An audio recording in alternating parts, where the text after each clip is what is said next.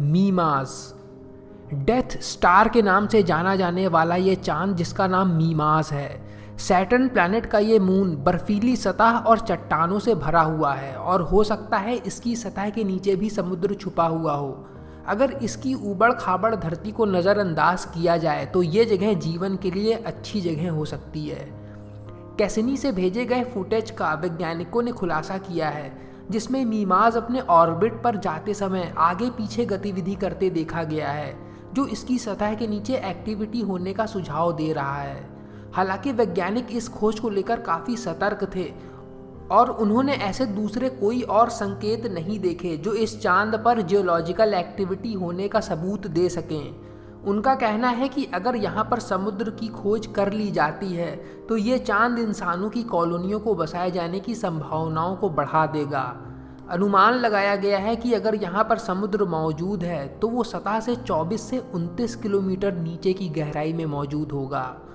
मीमास के आगे पीछे की तरफ मोशन करना या रॉकिंग मोशन करना अगर इसकी सतह के नीचे मौजूद पानी की वजह से नहीं है तो इसकी दूसरी संभावना सैटर्न रिंग्स की ग्रेविटेशनल पुल हो सकती हैं।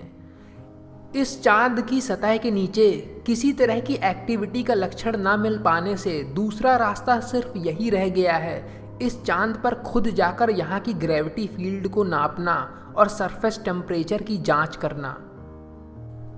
ट्राइटन। साल 1989 में अगस्त के महीने में वोएजर 2 स्पेसक्राफ्ट से इमेज और डेटा भेजा गया जो नेपच्यून के सबसे बड़े चांद ट्राइटन का था। इन इमेजेस को देखने पर पता चला कि ट्राइटन चांद चट्टानों और नाइट्रोजन बर्फ से बना हुआ है। इसने इस बात की संभावनाओं को भी बढ़ा दिया कि सतह के नीचे गतिविधि है और ये सुझाव देती है कि लिक्विड वाटर के पाए जाने की भी संभावनाएं बनती हैं। ट्राइटन पर वातावरण है पर यह बहुत पतला है, इतना पतला कि ये ना के बराबर है। इस वातावरण में चलने के लिए आपको बहुत ही स्पेशल और भारी प्रोटेक्टिव ड्रेस पहननी पड़ेगी। ट्राइटन का एवरेज टेम्परेचर -235 डिग्री सेल्सियस है, जो इसको यूनिवर्स की सबसे ठंडी बॉडी बना देती है। ट्राइटन वैज्ञानिकों के लिए एक दिलचस्प जगह है जिस पर वैज्ञानिक भविष्य में परमानेंट बेस सेटअप करने पर विचार कर सकते हैं। ये जगह गहरे अध्ययन करने के लिए बिना संदेह बहुत आश्चर्यजनक जगह है। ट्राइटन की सतह पर कुछ एरिया लाइट को रिफ्लेक्ट करते हैं, जैसे वो धातु या मेटल जैसी किसी चिकनी और सख्त चीज़ से बने हों। ऐसा माना गया है कि ऐसे एरिया इस जगह पर मौजूद धूल, नाइट्रोजन गैस और हो सकता है सतह से निकलने वाले पानी की वजह से बने हों, जो इस पतले वातावरण में फैल गए हों और ठंड की वजह से सतह पर जम गए हों, जिस वजह से ये बर्फ़ किसी धातु की तरह चमकीली और चिकनी दिखाई दे रही हो। फिलहाल इसका अंदाज़ा नहीं लगाया जा सका है कि ये चीज़ें इंसानों के लिए कितनी खतरनाक साबित हो सकती हैं। ऐसा भी नहीं लगता कि ट्राइटन उसी समय बना हो जिस समय उसका ग्रह नेपच्यून बना था, एक ही मटेरियल से, जो कि बहुत अजीब है। ऐसा लगता है कि ये अंतरिक्ष की किसी और जगह से आया था, जिसे बाद में नेपच्यून ने अपनी ओर खींच लिया। ये अजीबोगरीब चांद अपने ग्रह का उल्टी दिशा से चक्कर लगाता है, जो कि इस सोलर सिस्टम का ऐसा करने वाला एकमात्र चांद है। गैनीमीड। गैनीमीड, जो जुपिटर का सबसे बड़ा चांद है, लगातार हो रही टेक्नोलॉजी में उन्नति की मदद से शक किया जा रहा है कि इस चांद की सतह के नीचे भी पानी है। अभी तक सारे चांदों की तुलना में गैनीमीड की सतह बाकी बर्फ़ से ढके चांदों की सतह की तुलना में काफ़ी पतली है और इसमें आसानी से पेनिट्रेट या इसे आसानी से खोदा जा सकता है। गैनीमीड पूरे सोलर सिस्टम में पाया जाने वाला इकलौता ऐसा चांद है जिसकी खुद की मैग्नेटिक फील्ड है। यहाँ पर पृथ्वी जैसे ही ऑरोराज को देखा गया है। जिस तरह के ऑरोराज लाल और हरा रंग लिए लाइटें हमें पृथ्वी के नॉर्दर्न या साउदर्न मैग्नेटिक पोल के पास देखने को मिलती हैं। वैज्ञानिकों का कहना है कि ये चीज़ इस चांद की सतह के नीचे पानी या पूरा समुद्र मौजूद होने का संकेत देती है। गैनीमीड के पतले वातावरण में ऑक्सीजन भी मौजूद है, हालांकि ये पृथ्वी की तुलना में बहुत ही कम है, पर फिर भी इस जगह में लाइफ को सपोर्ट करने की क्षमता दिखती है। साल 2012 में यूरोपियन स्पेस एजेंसी ने गैनीमीड चांद को एक्सप्लोर करने के लिए हाँ कर दिया, जिसमें इसके साथ जुपिटर के 2 चांद कैलिस्टो और यूरोपा को भी एक्सप्लोर करने का निर्णय लिया गया। इस मिशन को साल 2022 में शुरू करने का फैसला लिया गया है, जिसकी उम्मीद लगाई जा रही है कि 1 दशक बाद गैनीमीड पे पहुंचा जा सकेगा। ये तीनों चांद रिसर्चरों के लिए काफ़ी दिलचस्प हैं और माना जा रहा है खास तौर पर गैनीमीड के पास सबसे समृद्ध वातावरण है शोध के लिए और सबसे ज़्यादा क्षमता है वहाँ पर ठहरने के लिए।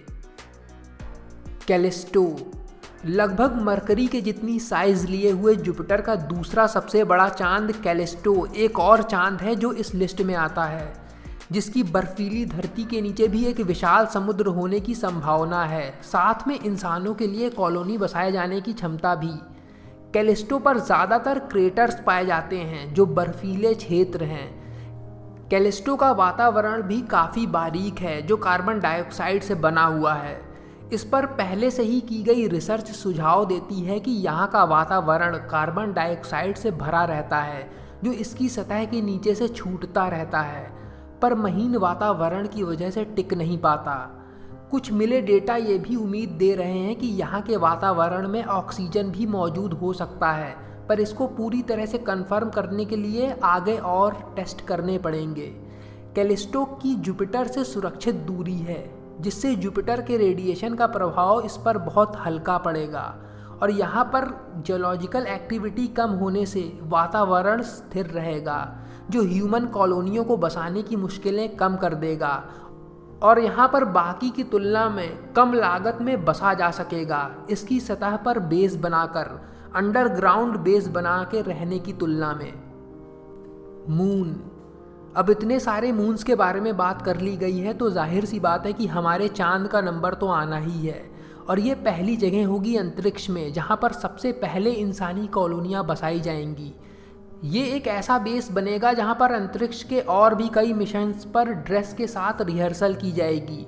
2016 में बात फैलना शुरू हुई कि वैज्ञानिकों को उम्मीद है कि इस तरह का बेस चांद पर बनना अगले दशक तक शुरू हो जाएगा। क्रिस मैके जो नासा में एस्ट्रोबायोलॉजिस्ट हैं, वो इस मिशन को सच में बदल देने के पूरे पक्ष में हैं। उनका मानना है कि अपोलो 17 के बाद फेल हो चुके मिशंस का कारण था सीधे तौर पर उनका बहुत ज़्यादा खर्चीला होना, पर उनकी टीम का जो प्लान है उसमें ज़्यादा खर्च नहीं आएगा इसके मुकाबले। उनका कहना है कि ऐसा इसलिए हो सकेगा क्योंकि नई टेक्नोलॉजी आती जा रही हैं जिनका इस्तेमाल पृथ्वी पर ही करने के लिए बनाया जा रहा है, पर ये अंतरिक्ष के लिए भी काफ़ी कम खर्चीली साबित होंगी, जैसे कि खुद चलने वाली कारें और वेस्ट रिसाइकिल करने वाले टॉयलेट्स। जबकि नासा का अब सारा ध्यान प्लैनेट मार्स पर इंसानों को पहुंचाने का है, लेकिन मैक्के का कहना है कि ये सपना तब तक पूरा नहीं हो पाएगा जब तक हम चांद पर सफलतापूर्वक बेस तैयार नहीं कर लेंगे। ये चीज़ मार्स पर मिशन भेजने का भी एक ब्लूप्रिंट तैयार कर देगी। दूसरी एजेंसियां और प्राइवेट कंपनियां काफ़ी दिलचस्पी दिखा रही हैं, यहाँ तक कुछ के पास प्लान्स भी हैं चांद पर बेस बनाने के।